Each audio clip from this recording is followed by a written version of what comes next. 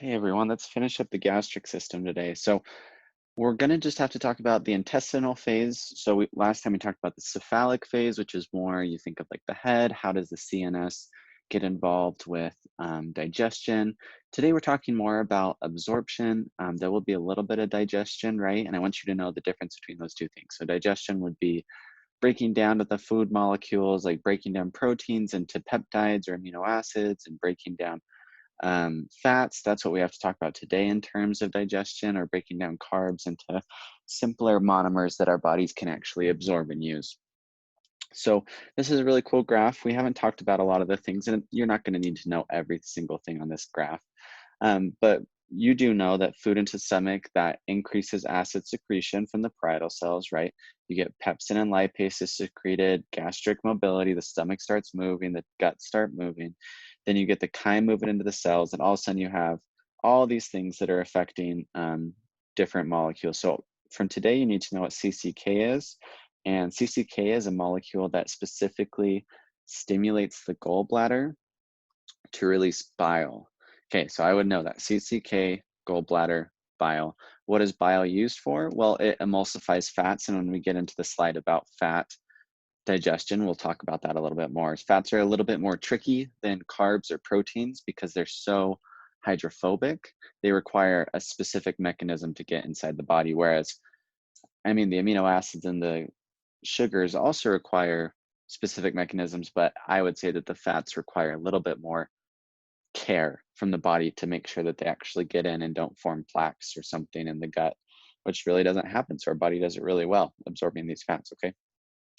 So this is just an overview. You can take a second to look at this if you want. I'm sure there will be questions about this graph on Monday um, with Dr. B's digital dialogue questions. Okay, so first thing, so intestinal and pancreatic bicarb. So why is bicarb so important? And I think this is a really cool, right here, the HCl3 and the Cl antiporter. Kind of now makes sense to me why we have hydrochloric acid released in our gut. So if you think about it, the stomach's pH is 2, and the stomach can survive because it has a plethora of goblet cells, so it has a huge mucus lining, right? So it can survive that extremely low pH with minimal damage. However, you move past the pyloric sphincter into the duodenum, and all of a sudden you get less and less and less mucus. And you think, well, why would the body do that? Well, if you have a thick layer of mucus surrounding all the cells, then you're not going to be able to absorb anything. So stuff would just keep on flowing straight through you. And the whole purpose of our intestines is to absorb all of these molecules that we're going to need um, for growth, for metabolism, anything like that, right? For heat protection, all that stuff we get from the gut. So you need to, since you can't keep the mucus going into the intestines and still have good absorption, you actually have to raise the pH back up to a reasonable level. And you do that by secreting bicarb, right? So bicarb is so important. I hope you guys realize this. Like, it's involved in the kidneys, it's involved in blood buffer systems, it's involved in the gut. Like, it's our go-to molecule, right, for acid and base chemistry in our bodies. So HCO3, right, we have carbonic anhydrase, blah, blah, blah. We know how the CO2 gets from the blood. Gets from the blood, comes out, goes to the gut. Great stuff, right? So great. So what you get here is the HCO3 antiporter with the Cl. So you remember the Cl, we're releasing a buttload of HCl from the parietal cells in the gut. So now the Cl allows us to have like this pump that exchanges them. And then it can go, the Cl minus or the chlorine can go back through the CFTR channel and to help maintain water osmolarity and water motility across this cell, right? Like, so how liquid is the feces going to be? Like, all of these ions have an important role in that, and we'll talk about that in a little bit, so don't worry about it. And then all that you have to know here, CF, that's cystic fibrosis, you get clogged pancreatic ducts, and that's just because their CFTR channels are not functional. So from this slide, I would know why we need HCO3 pumped out from the intestines. And also, I forgot to talk about the pancreas also secretes a bunch of molecules to help out our digestion, right? And we'll talk about those molecules in just a little bit. but it secretes it in this like serum that's really, really rich in HCO3. So that's not by this mechanism. There'll actually be like glands that like allow the pancreas to push in all of its molecules and stuff. So HCO3 comes from both the pancreas in very high amounts, and the intestines also pump out HCO3 to help raise that pH so there's not damage to the tissues down the line. So pancreatic proteases, these are some of the most important molecules you need to know for the pancreas. So picture this little red guy right here. This is the pancreatic duct. So the pancreas is sitting over here. Okay, so it's going to start dumping in all of these different inactive enzymes. And remember, we talked about this earlier. Why would you do inactive enzymes over active enzymes? Why are you making yourself do that extra step? Well, if you activate them too soon, you could actually get self-digestion. And I don't know if you guys have heard the story of when they, the first people who found insulin, right? They just ground up the pancreas and then they would inject that into dogs, and they actually injected it into a little boy. This was like years and years and years ago before any like regulations, and it helped with the diabetes that that patient was suffering from, but it also started eating away at his tissue. So we know that the pancreas secretes good things. I mean, they're all good in a certain sense, right? But the proteases can eat your body up if they're activated in the wrong area. So that's why they're inactive. And remember, just if you see the O-gen, like trypsinogen, chymotrypsinogen, procarboxypeptidase, well, that doesn't count, sorry, but these two, trypsinogen and chymotrypsinogen, those need to be activated. What's really cool is the system by which that happens. So you have a molecule called enteropeptidase that activates trypsin, so it cleaves off the O-gen, right? Now you have active trypsin, and trypsin activates everything else that needs to work. Okay, so now you have all of these proteases, and then down here, the procolipase and prophospholipase. These are enzymes that help break down triglycerides or other fat molecules because we can't absorb them straight up. But we also have talked about protein digestion already. So you need these, you need the aminopeptidase to cut off the N terminal. You need the carboxypeptidase to cut off the C terminal. And then trypsin and chymotrypsin, they cut at specific amino acid sequences to really get that chain cut up in different ways. Super cool, okay? So let's go over sugar absorption. So this one's pretty easy in my mind. All you need to know really from this is if you have glucose or galactose, you need this symporter with sodium. And this can actually be active transport in some cases. So think about it like this. If you have hardly any glucose in the gut, but a bunch of glucose here, well, glucose will want to follow its chain, right? Like move down its concentration gradient. So you'd actually get glucose leakage. And we're not talking about like metabolism, because our cells actually have a mechanism to make sure this doesn't happen. It's called hexokinase, right? So you can convert glucose into glucose 6-phosphate, and then all of a sudden it has a different conformation. It can no longer go through these channels.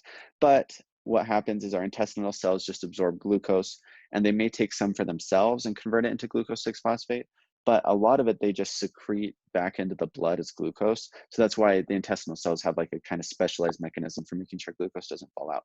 They don't really have that luxury of being able to convert it to something else that doesn't fit through this channel. Anyway, so glucose and galactose both use a sodium symporter to get in, right? Sodium driving down its concentration gradient, and then always on the other side you have the sodium potassium pump to make sure that the sodium can actually flow down a concentration gradient, okay? And then fructose, that's whatever, we don't really care about fructose, but glucose and galactose know this mechanism, sodium symporter.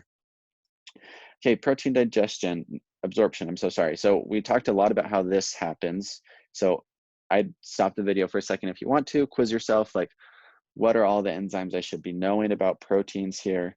And then all we have to talk about is absorption. I'm gonna start from the right side because I think this is the easiest. So small peptides can go through the intestinal cells by like endocytosis, like you get it inside, moves the vesicle across to the other side, to the basolateral side, and then it exocytoses that peptide and it goes straight into the blood. But you can also have amino acid co-transport with sodium or with hydrogen. So if it's like a di or a tripeptide, so very, very small, right? It's going to go through with hydrogen. If it's just straight up amino acids, it's most likely going to go through with sodium. Now, I know that's so vague and you guys are like, well, what about this? What about this? And my answer to that is you don't really need to know like the specifics. Just know that there are different mechanisms by how this is getting in. So I would know, okay, well, this is called transcytosis, endocytosis plus exocytosis of the same thing.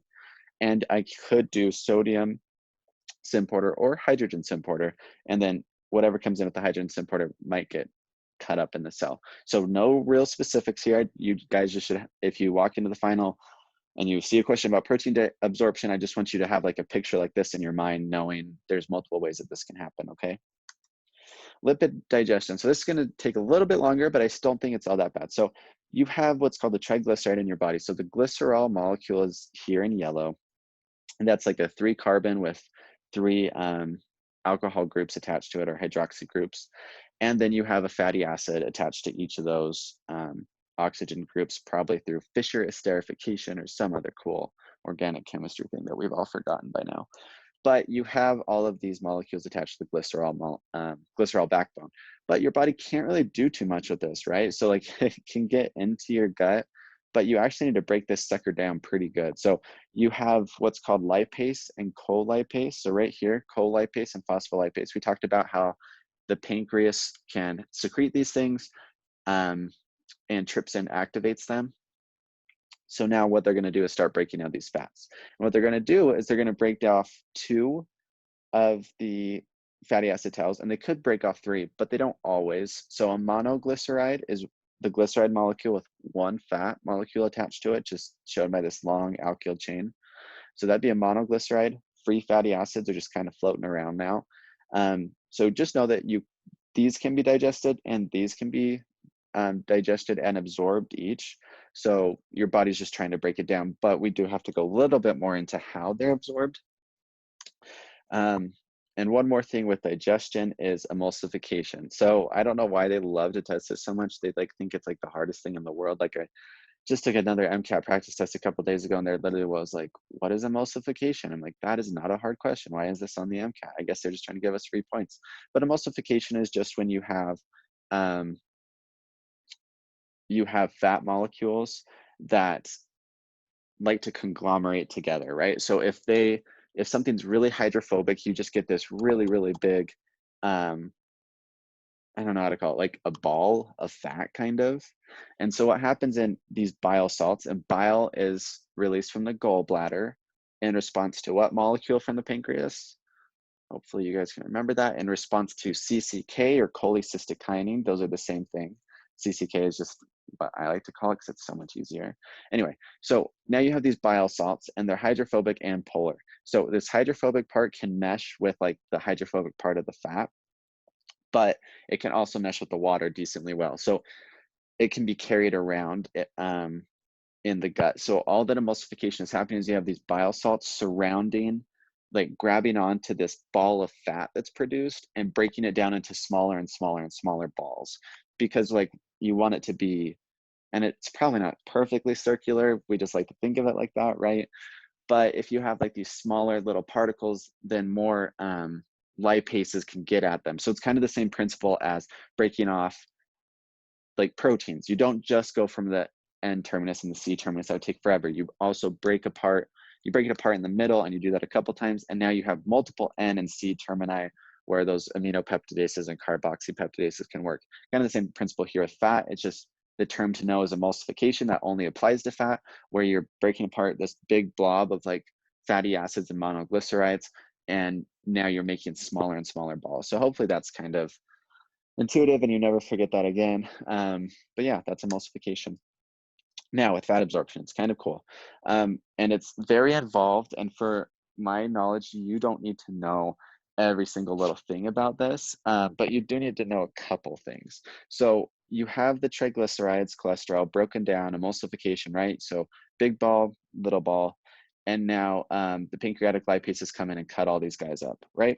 Okay, so that's pretty easy. What also happens here though is like, you're thinking, well, that's great, but how do I get these guys through?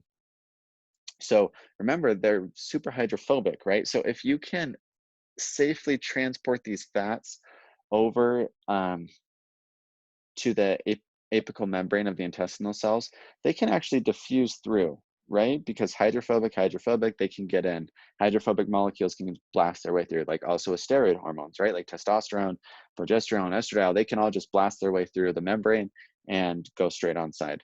So fats are the same way. But what's kind of interesting is all of a sudden you decide to reform triglycerides. You break them down to get them through the apical membrane, but then you reform the triglycerides. Okay, then those triglycerides come together with cholesterol. Cholesterol is just transported in. Don't need to know much about that. Okay, don't worry. But you absorb, like cholesterol is going through the same thing, super hydrophobic molecule, right? Like those 4 big fused rings. If you don't know what I'm talking about, just Google like a chemical structure of cholesterol and you'll know what I'm talking about. And then you also get proteins. They all get shuffled in the Golgi and they form something called a chylomicron. That is a vocab term from this slide that you need to know. So fat broken down in the intestinal cells, it's like remade again and put into these little chylomicrons. And all these chylomicrons do, they get out through the basolateral side. They don't go through the capillary, but they rather go into the lymph. Now, in the lymph, these chylomicrons allow the fats to be transported safely, or at least safer, right? So if you are eating just crap, then maybe it's not going to be that safe. Maybe you're going to start getting plaques forming. There's a lot of things that go into that. We're not talking about that right now, though. But I would know what a chylomicron is. It's a combination of triglycerides, cholesterol, and proteins, and they're called apolipoproteins. So lipo meaning like they're associated with fat, apo meaning something. I'm not a true physiologist, so I don't know. But you have these lipoproteins just sitting on the chylomicrons, and these proteins are important for recognizing signals on cell membranes to like allow the chylomicron to enter into those cells. That's a little bit more signaling than you have to know. You just need to know what a chylomicron is. And give me just 1 second here. I'm just checking my notes to see if there's anything else you need to know from this. I really don't think you do. Yeah, I would just remember like you do still need lipases to break apart the fats, and you need to make sure you don't say the chylomicrons go into the capillaries, right? The lymph is where fats are absorbed, capillaries are where proteins and carbs are absorbed. Great, we're doing great. So liver, the liver is so complicated that we're just giving you a very basic like intro into this. I kind of wish there was a class all about the liver because you could probably spend a full semester learning about this, right? So what's kind of interesting here is the liver is where bile's created and then it's stored in the gallbladder, but then also the liver is where anything that's coming through the intestines is processed first. So like drugs coming through, any fats coming through, they're all coming through the liver. Now you don't need to know like really the liver anatomy for this class. Once again, that would be an anatomy class. We don't really care about that here. If you want to review, please go right ahead. Like you have all of these different blood vessels in there. You have hepatocytes and very cool cell structures. I don't know. And the liver is just a fascinating organ to me, but I really don't think we need to know too much about it at all. But I would know that what is cool about the liver is this is the site for like most of your glucose regulation, right? So if you have excess glucose in the blood, this is where a lot of your glycogen is going to be formed. And that's when your body just converts glucose into long chains of glucose. Like it, think of like tying a bunch of ropes around glucose and making them one big molecule and then storing it like that. So the liver does that. Your skeletal muscles also do that. But the liver, I think there's technically more in the skeletal muscle, but percentage of mass wise, there's more in the liver, meaning that the liver does more, can store, it doesn't store as much, but by weight, there's more glycogen in there than if you were to take a muscle. If you added up all the skeletal muscles in your body, there'd be more glycogen in them in the liver, but by weight, it's a lot less. The percentage is less. And this is also the site of gluconeogenesis. So if your blood glucose is too low, then your liver is where you're going to take all of those small molecules and convert them back into glucose, okay? So this is how that happens. You have the hepatic portal system. So you have the hepatic artery, and that's just what's feeding the liver, like keeping it vascularized. But the hepatic portal system is coming from the gut. Then you have like this capillary bed, vein goes to the liver and then goes back out. So it's kind of cool that it stops right here, and that's all I'm going to say there. Summary of liver activities. If you want to pause the video for a second, go right ahead.